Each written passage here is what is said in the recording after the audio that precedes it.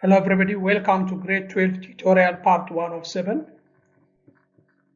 In today's tutorial we are going to discuss about the school of thought in macroeconomics.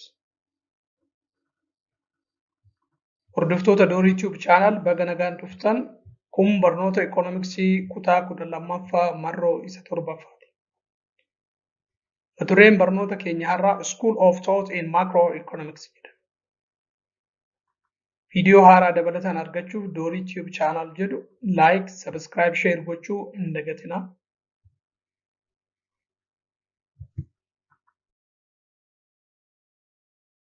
School of Thought in Macroeconomics Analysis.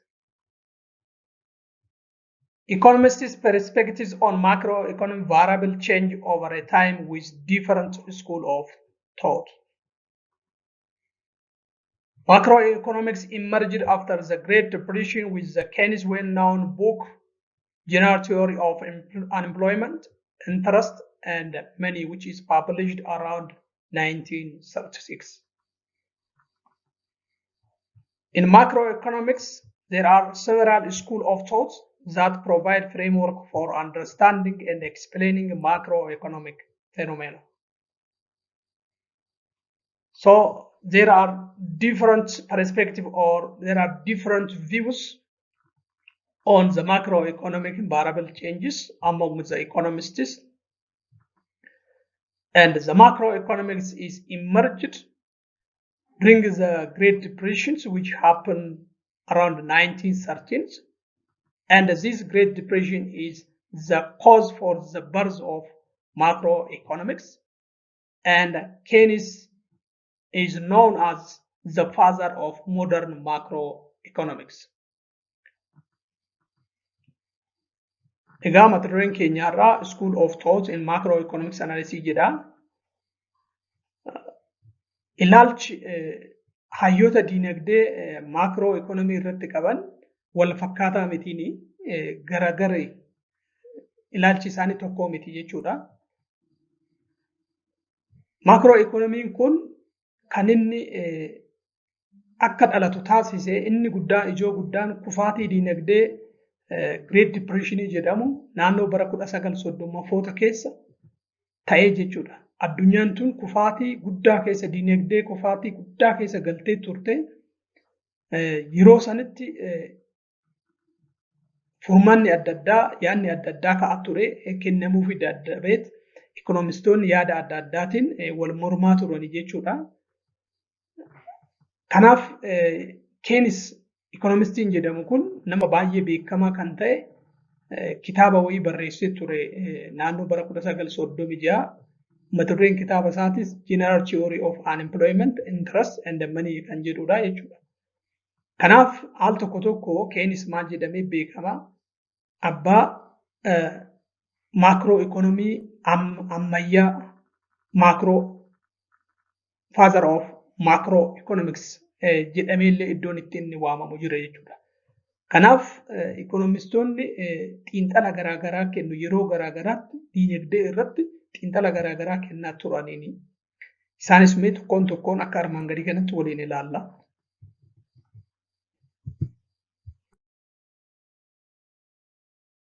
School of Thought and Macroeconomic Analysis. So there are around 6 school of thought in macroeconomics. The first one is classical school of thought. The second one is neoclassical school of thought. The third Keynesian school of thought. Fourth monetarist school of thought. The fifth new classical school of thought, and the last one is new Keynesian school of thought.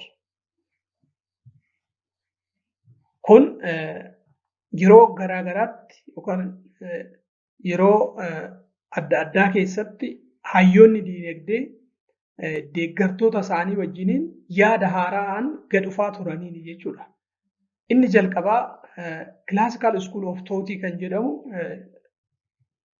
warra ilaalcha kana qaban warra jalqabaa warra baay'ee yeroo hedduu turanii jechuudha.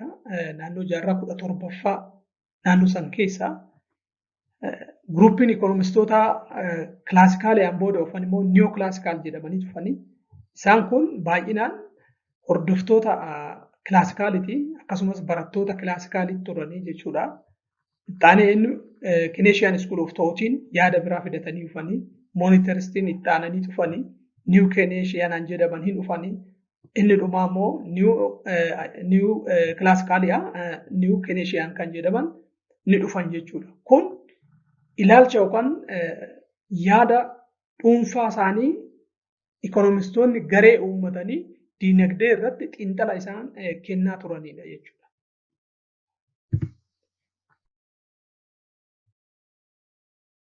Before the emergence of the classical economics, the dominant school of thought was the mercantilism. So maybe you know this one from your history. Before the coming of the classical school, the well-known school of thought is the mercantilism. This is around 1700. And according to the assumption of the mercantilism is what? The country's economic development must come from the accumulation of gold and silver, maybe.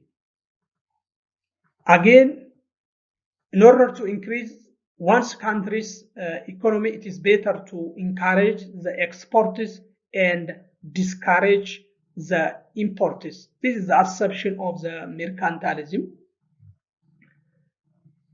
And after 1700, there is the birth of the classical school of thought, opposing to the mercantilism. Classical school of thought was the predominant economic philosophy until the Great Depression of 1913. Those groups, the classical school of thought is the one known until 1913, up to the Great Depression or the world crisis economy, which is happened during this period. So what is the cause? What is the reason for the Great Depression or downfall of the world economy during this period? Is the first one is stock market crash or fell down. Stock price decline, panic selling leading to what? The collapse of the stock values. Initially, in the stock market, there is a huge amount of the money is borrowed, and suddenly the stock price decline, and the stockholders supply their stock into the market. At that time, the stock price is decline, and it causes to the downfall of the value of what? The value of the stock is decline. This is the main reason for the fell down of the world economy during this period. The second reason is overproduction and underconsumption, especially in the United States of America. There is huge amount of production or industries producing their products. Then the consumption or the demand for the product is decline. As the demand is decline, price is decline. Again, the decline in price leads to the decrease in the profitability of most of the industries. So it causes the decline of the world economy. The third reason may be decline in the international trade. This is due to heavy tariffs. During the mercantilism, maybe there is heavy taxation or heavy tariff on the product that is imported into the countries. This maybe undermines the international trade, and the ability of the international trade to overcome the Great Depression is very small. The fourth reason may be banking crisis and financial instability. It means many banks investors heavy in the stock markets. So the stock prices decline, and there is the bank crisis happen, the shortage of what the liquidity of the currency happened in the banks, and the bank maybe encountered with the many problems. This again caused for the Great Depression of 1913. Egaa inni jalqabaa School of Thoughtiin eenyuunni Classical School of Thought'dha. Kunis School of Thought'iin kun osoo hin dhufin dura yaada filosoofii yookaan immoo yaada xiinxala diinagdee irratti kan baay'ee beekamaa ture merkantaalizimii isa jedhamanidha jechuudha. Keessattuu biyyoota Awurooppaa keessatti baay'ee beekamaa turaniini. Gareen kun maal jedhu biyyi tokko guddachuu kan dandeessu, diinagdeen biyya tokko guddachuu kan danda'u kuufama warqee fi kuufama meetii biyya ishee keessaa yoo qabaatte qofa jedhu. Kuufama kana immoo warqii fi meetii argachuuf biyyoota biraa dirqamaan koloneeffachuu qabdi jedhanii warra yaada qabanii turaniini.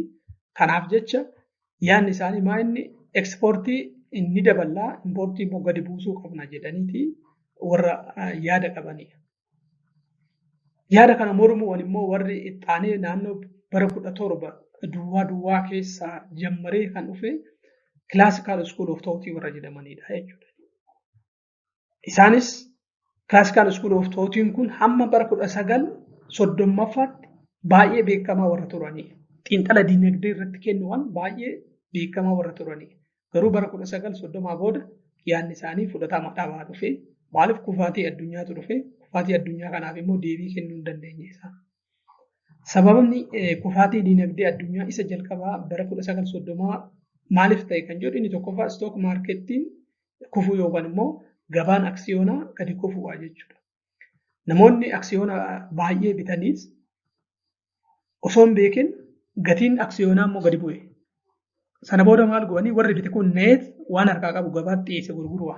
Gaafa gabaatti dhiyeessu oovarii ta'e sapplaayiin ni dabale yookaan immoo dhiyeessiin akka malee ta'ee gatiin aksiyoona kanaa gadi kufee jechuudha. Kun immoo kufaatii addunyaatiif isa guddaa ta'ee jechuudha. Inni biraa humnaa ol oomishni oomishamuu fi itti fayyadamuu piroodaaktii gadi bu'aa deemu.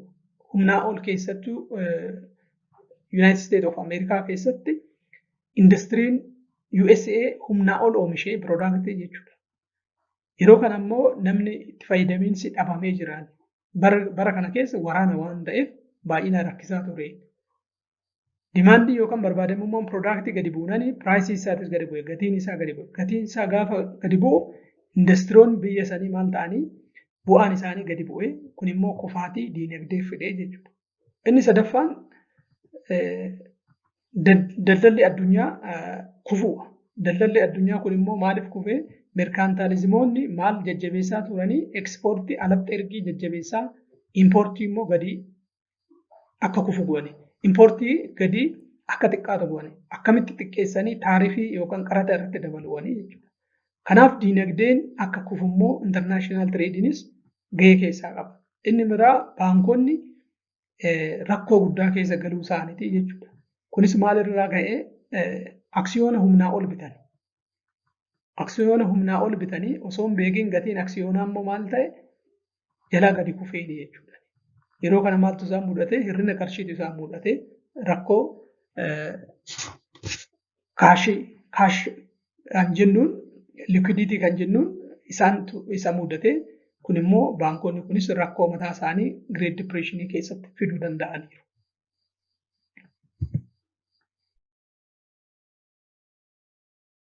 Classical School of Thought is one of the oldest school of thought in macroeconomics, so it is the oldest one, next to the mercantilist. Proponents of the Classical School of Thought, advocate of the Classical, refers to Adam Smith, Scottish economist. He is the well-known economist who known as the father of modern economics. The second one is David Hume, Scottish economist. He is known for monetary theory. David Ricardo, again is UK or English economists, is known for the theory of comparative advantage. Says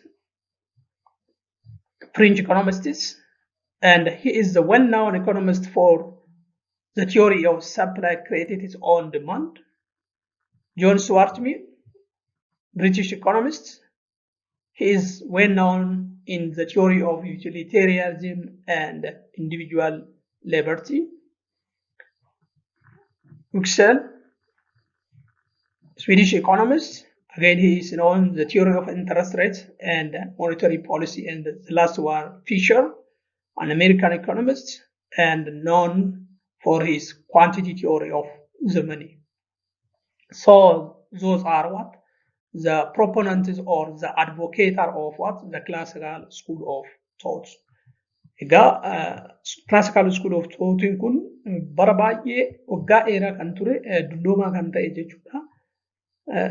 Warri yaada kana immoo deeggartoonni classicalii inni jalqabaa Smithii hin beektu isa kana father of economics jedhamee beekama. Lammii Scootishii. Lammaffaan David Hume isa jennu kana ammas Scootishiidha. Wanti inni ittiin beekamu monetary theory-a. David Ricardoon immoo kan ittiin beekamu lammii England theory of comparative advantage in international trade jedhamu keessatti innis baay'ee beekamani. Say kan jedhamu kunis immoo French economistidha. Maaliin beekama? Supply created its own demand kan jedhu macroeconomics keessatti hedduu beekamaadha. Inni biraa John Stuart Mill kan jennu British economistidha. Keessattuu yaada utilitarianism and individual liberty waa'ee faayidaa fi akkasumas waa'ee bilisummaa dhuunfaa irratti yaada ilaalcha inni qabu ittiin beekama jechuudha. Wicksell kunis Swedish lammii Sweden theory of interest and monetary policy jedhamuun beekama. Inni dhumaa Fisher lammii Ameerikaati quantity theory of money isa jedhamuun beekama. Inni kun immoo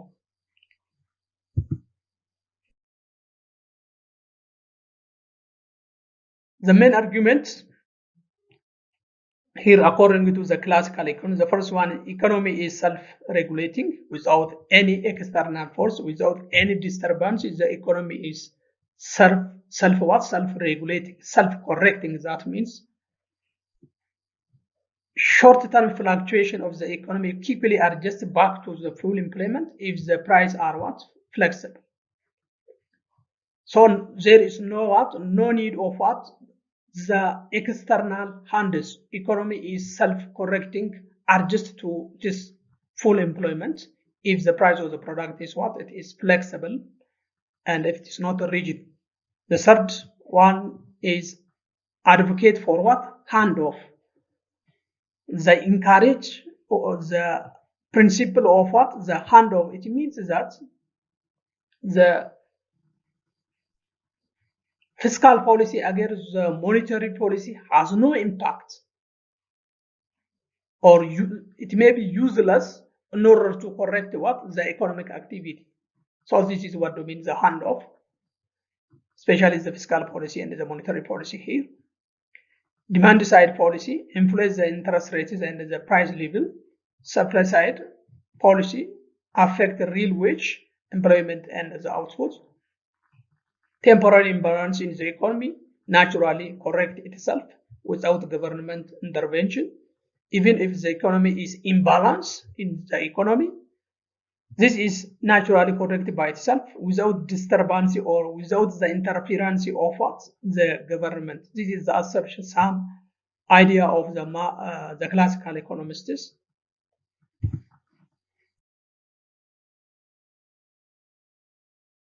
The main argument of the classical economist is prices are flexible, supply creates its own demand. This is known as Say's law. Individual and firms are rational economic agents. They know what will happen to the economy in the near future. This is what means the rational economic agents. Minimum government intervention in the economy. The hand of the government must be minimum in the economy, since the economy is what? Self-correcting. focus on achieving long-run equilibrium. Short-run fluctuation is temporary. Since it is temporary, it is better to focus on the long run. Money is neutral. Money supply do not affect output, employment, and productivity in the long run. Emphasis on supply side factors. There is more attention given to the supply side rather than the demand side. So this is some main argument is of what the classical. Yaanni isaan argumentii yookaan falmiin inni guddaan kilaasikaalonni qaban inni tokko gatiin meeshaalee maanni jijjiiramaadha yookaan flexibiliidha jedhanii yaadu. Dhiyeessiin dimaandii yookaan immoo sapplaayin maal kireet gochuu ni danda'a, dimaandii kireet gochuu ni danda'a jedhanii yaadu.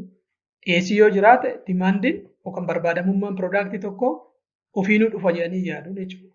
Wanti tokko haa oomishamu rakkoo hin qabu. Garuu namni barbaadu yookaan namni bituu hin dhabamu jedhanii yaadu. Kun immoo maal jedhama? Saayinsiloo jedhama jechuudha. Fakkeenyaaf wanti tokko yoo oomishame akkamitti dimaandii kireet gochuu danda'a? Wanti tokko yoo oomishame gahaa ta'e yoo oomishame baayiriin yookaan immoo bittuun akka barbaadetti gatii rakasaan argachuu danda'a, bitachuu danda'a. Gatii rakasaan bite taanaan immoo inkaamiin irraa hafaafi jechuudha.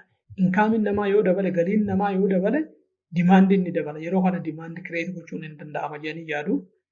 Inni sadaffaan individual and firms are rational economic agent jechuun namni dhuunfaan akkasumas dhaabbileen dhuunfaan wanti tokko gara fuulduraatti maal akka ta'uuf deemu diinagdee keessatti sirriitti beeku jedha. Tilmaamuu ni danda'u ni jedha. Fakkeenyaaf mootummaan irra osoo gibira dabalee daldaltoota irratti gatiin meeshaalee gara fuulduraatti maal akka ta'u uummanni hin beeka, akka dabalu hin beekaa jechuudha. Kuni maal jennaani raashinaal economic agent kan jennuun isa kana. Inni biraa wanti isaan morman harki mootummaa xiqqaa ta'uu qaba. Diinagdee keessa galfachuu hin qabu harka isaati. Diinagdee jeequu hin qabu. Maaliif ikoonomiin self correct ofiinuu of sirreessa waan ta'eef mootummaan jeequu hin qabu harka keessa galfachuu hin qabu jedhanii yaadu. Fuulleffannoon isaan guddaan isaan itti kennan long run irratti yookaan karoora yeroo dheeraa. Maaliif short termiin yeroo hafe malee bakkatti hin deebiti. Rakkoo hin qabu. Kanarratti xiyyeeffachuu hin qabnu. Karoora yeroo xiqqaa irratti, karoora waggaa tokko, waggaa lama, waggaa sadii. Xiyyeeffannoon keenya diinagdee irratti kan waggaa 10, 15, 20 ta'uu qaba jedhanii yaadu. Qarshiin immoo dhiibbaa hin qabu jedhanii yaadu. Guddina ekonomii keessatti dhiibbaa fiduu hin danda'u jedhanii yaadu. Baay'inaan immoo xiyyeeffannoon isaan itti kennan dhiyeessii irratti. Barbaadamummaa piroodaaktii tokko irratti odoo hin taane yookaan dimaandii irratti odoo hin taane sappilaayii irratti fuulleffannoon isaan kennanii jechuudha.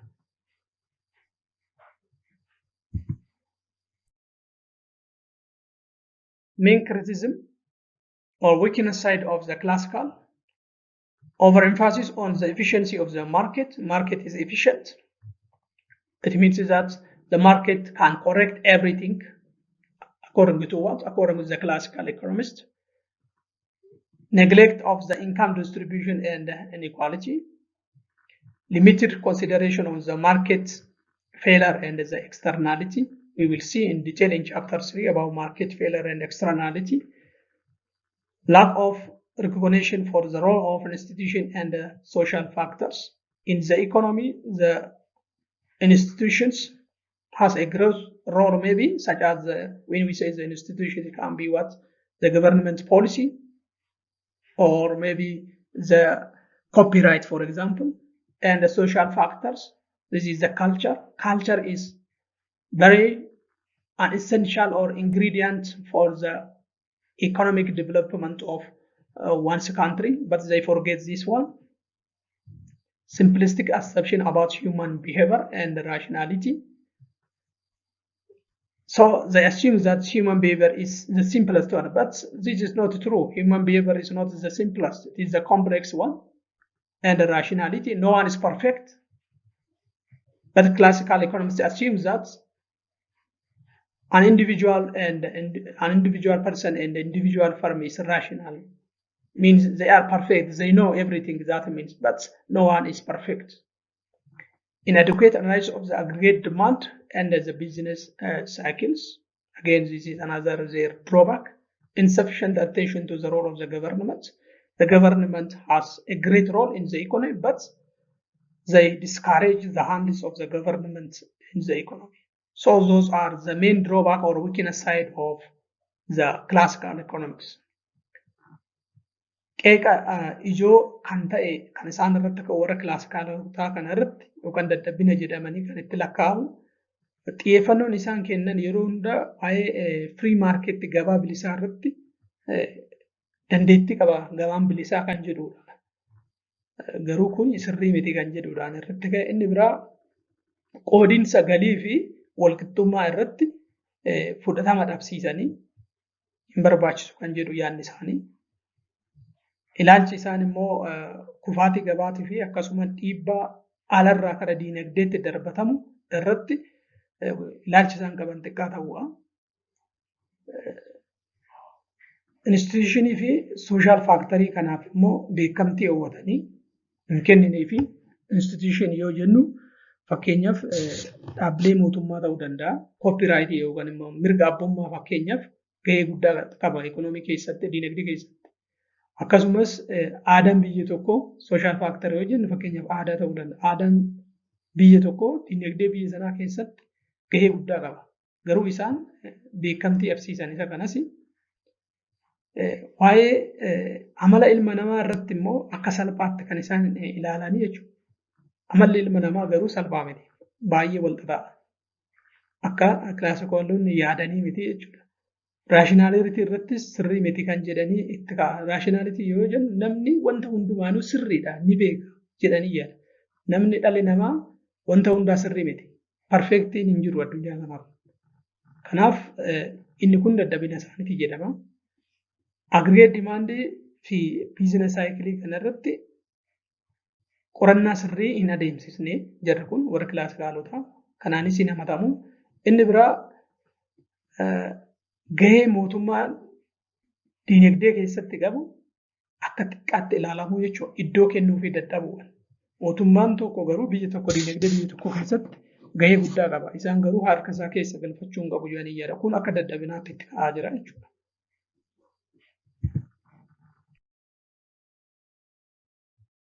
Neoclassical, also known as marginalist school. Neoclassical economists developed in Europe in the late of 19th and early 20th centuries. Neoclassical economists built upon the principle of classical economists, most of them the student of the classical. They introduced new concepts and a method of economics analysis. The advocate of neoclassical economists, the first one is here the Horace, the French economist, and he is known for the general equilibrium theory. Alfred Marshall, English or UK citizen, again he is known for the he developed the concept of marginal utility. And the last one is Pareto, Italian economist, and he is well known on welfare economics and Pareto efficiency. Egaa kilaasikaalitti aanee xiinxaltoonni diinagdee inni lammaffaan neokilaasikaalii yookaan immoo marjinaalistii jedhamanii beekamu. Kanaaf neokilaasikaalonni kun baay'inaan Eurooppaa keessatti beekamu dhuma jaarraa 19ffaa fi jalqaba naannoo jaarraa 20ffaa keessa jechuudha. Isaanis waan haaraa fidatanii dhufanii xiqqooshii warra kilaasikaalirraa yaada isaanii fooyyeffatanii jechuudha. Warri yaada kana immoo jajjabeessan warra neokilaasikaalii kana hordofan Horace jennaani isa kana French economistii baay'ee beekamaa kan ta'e maaliin beekama general equilibrium theory kana sirriitti beekama. Chaaptarii kara dhumaa irratti hin barattu jedhee yaada waa'ee general equilibrium theory kana. Inni lammaffaan Alfred Marshall jedhama. Lammii Ingilaandii. Inni immoo maaliin beekama developed concept of marginal utility kan jedhamu baay'ee ittiin beekama namichi kun. Inni dhumaa Wilfrido Pareto kan jedhamu lammii Itaalii welfare economics and Pareto efficiency kan jedhamuun tiyoorii kanaan baay'ee beekaman kunis jechuudha.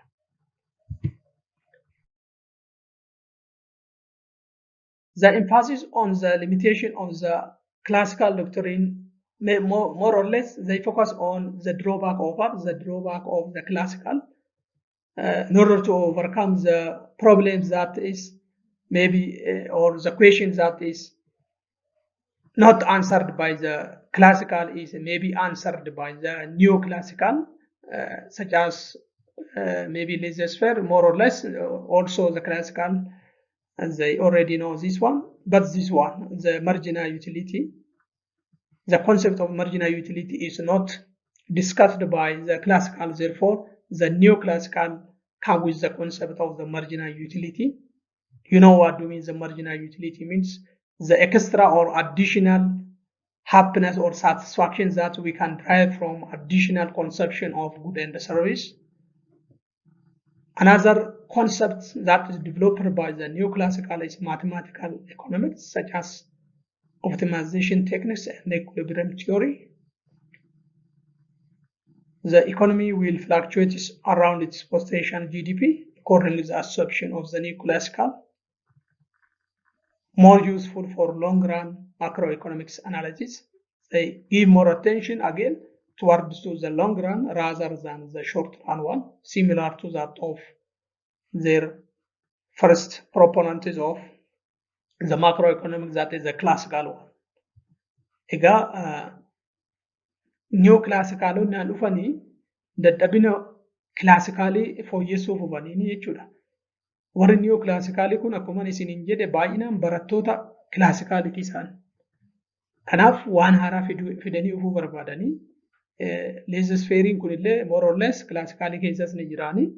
Laissez-faire jechuun jecha afaan warra French irraa kan dhufe wanti hunduu akkuma jirutti itti fufu kan jedhu yaada akkasii let everything is as it is, no need of interference kan jedhu yookaan isa jeequun hin barbaachisu kan jedhu yaada akkasii of harkaa qabu.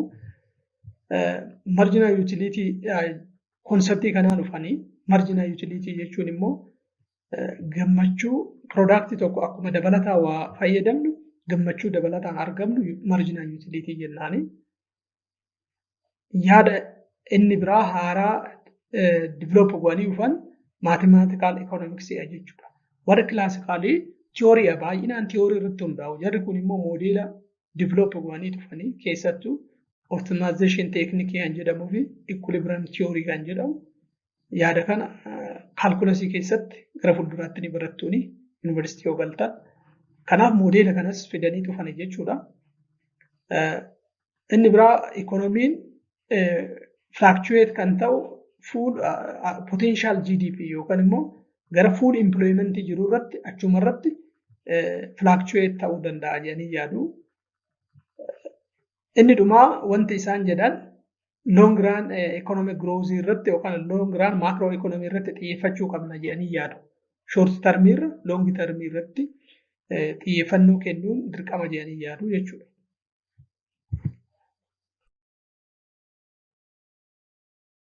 Main arguments of neoclassical economics: individual and firms are what rational economic agents. It means that the individual, again, the firms know what will going to happen in the economic activity in the near future. The second one, marginal analysis, is essential to understanding the economic behavior, especially in the macroeconomics. The marginal analysis is what very important in order to what understand the concept of marginal utility, marginal product, marginal cost, marginal revenue, and so on. It is very important one. Supply and demand determine the price and the quantity. The amount of the price and the amount of quantity is determined by the interaction of the two forces, that is the supply and the demand. Efficiency and the Pareto optimality are important. This is another their argument. It means that efficiency means producing something with the minimum cost and with that of high production. Producing the product with the minimum cost in order to get high amount of the product. That means Pareto optimality means it is possible to what? Impossible to make someone better off without making another person worse off. This is the principle of the Pareto optimality. Competitive market tends to reach the equilibrium. When there is a competition in the market, it pushes to reach the equilibrium. Consumers' choice are based on the utility maximization. It means that the preference of the consumer is depend on the product that gives the consumer the maximum utility. This is what do mean. Rational expectation and the efficient market are also assumed. This is very important point, especially in the financial markets. Egaa falmiin ijoon isaan warra niyookilaasikaalii kun inni biraa maal namni dhuunfaa fi dhaabbanni dhuunfaan wanta hundumaa ni beeka sirriidha jedhanii yaadu. Wanti tokko gara fuulduraatti maal akka ta'u maal ta'uuf akka deemu ni beeka jedhanii yaadu. Inni lammaffaan marjinaalisii kana. Marjinaalisii immoo baay'ee barbaachisaadha ikoonomii understand gochuuf yookaan sirriitti hubachuuf. Marjinaalisii jedhamu kun baay'ee nu barbaachisa jedhanii yaadu. Keessattuu maayikiroo ikoonomiksii keessatti kanneen akka marjinaa yuutiliitii jedhama, marjinaa piroodaaktii jedhamu, marjinaa riiveniyuu koostii jedhaman kana sirriitti understand goonee beekuudhaaf marjinaal anaalisii jedhamu kun nu barbaachisa jedhanii yaadu. Gatii meeshaalee fi akkasumas ammaawuntii meeshaalee sanaa kan murteessu sappilaay fi dimaandiidha jedhanii yaadu. Ammas efficiency fi pareetoo optimaalitiin jiraachuu qaba jedhu. Efficiency yoo jennu baasii xiqqaadhaan wanta guddaa oomishuu. Producing large amount of product with the minimum cost isa jennu sana jechuudha. Pareetoo optimaalitiin immoo maal? Nama tokko gammachiisuuf nama biraa gaddisiisuun dirqama jedhanii yaadu. Fakkeenyaaf ajennuuti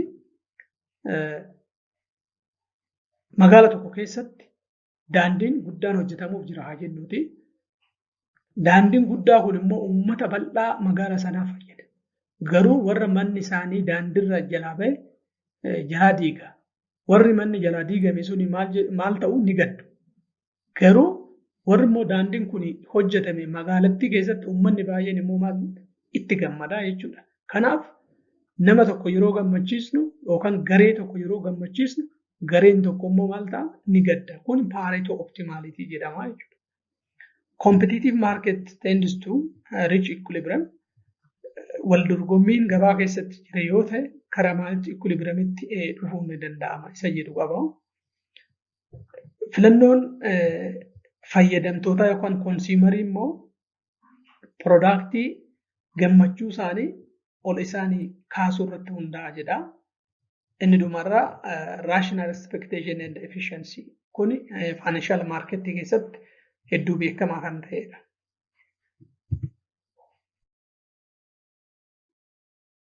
Criticism of neoclassical economists.